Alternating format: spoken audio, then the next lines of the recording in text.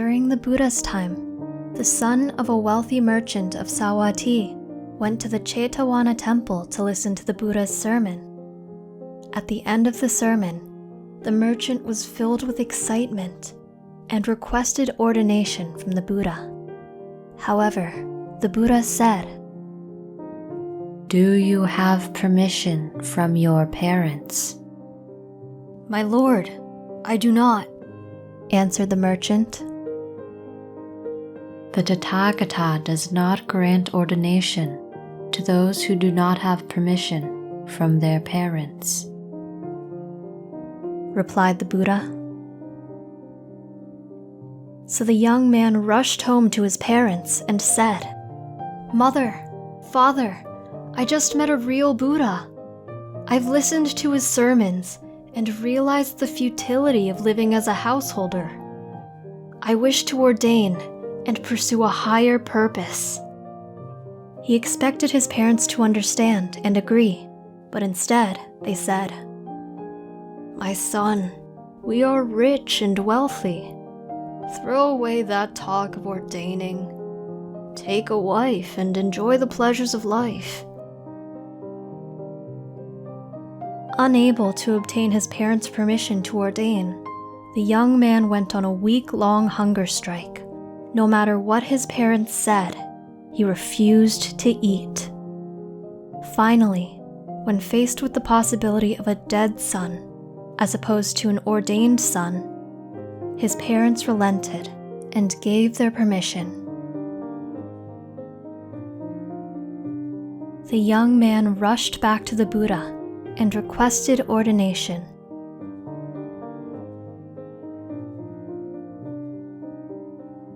The Buddha then assigned a monk to ordain him. The new monk practiced hard and won the favor of his teachers and brothers.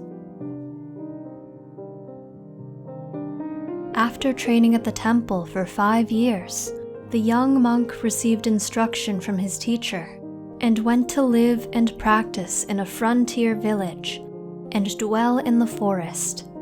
However, even after practicing for 5 years, he was not able to achieve significant gains. One day, an elder monk stopped by to visit the young monk. The younger monk paid his respects and offered tea to the elder.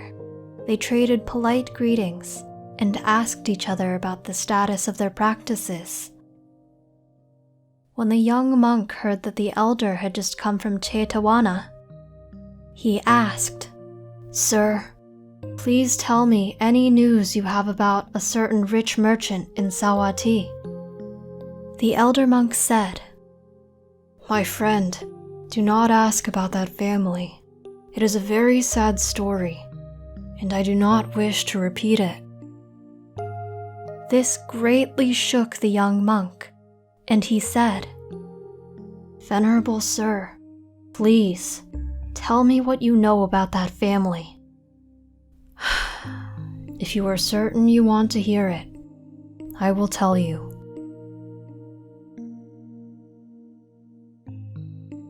The story goes that the family had only one son. That son went off to become a monk in our order.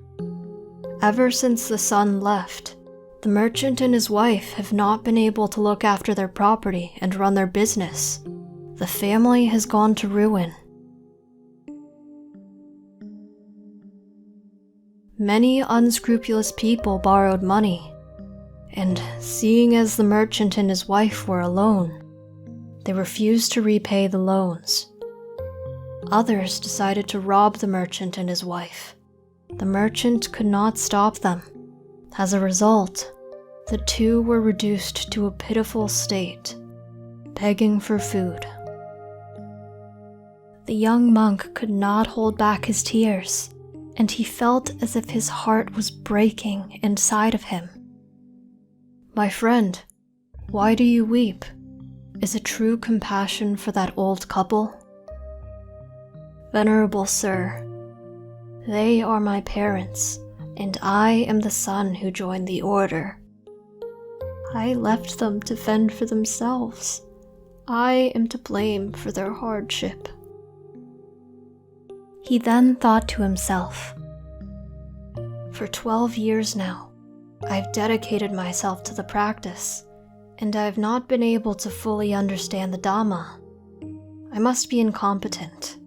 I should leave the order and go and support my parents." So the next day, the young monk decided to leave. When he reached a crossroads, he had a decision to make.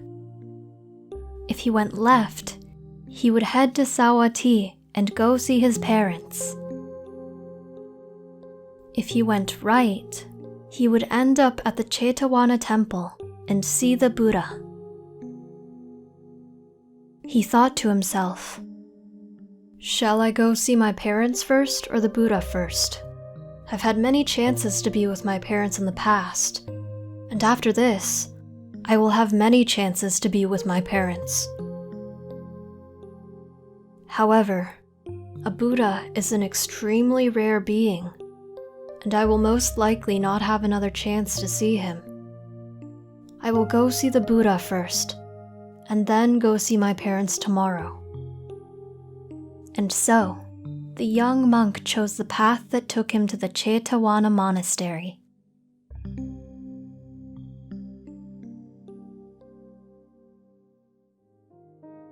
On that very same morning, the Buddha sent out his divine eye to search the world for beings whose karma is ripe for learning the Dhamma. The Buddha saw that with his assistance, the young monk would be able to fully understand the Dhamma and free himself from suffering.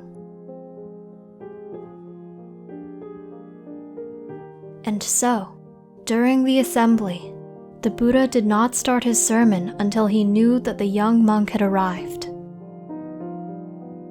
The young monk paid his respects and found a seat at the very back of the assembly. The Buddha then praised the virtues of caring for one's parents in the Matiposaka Chataka.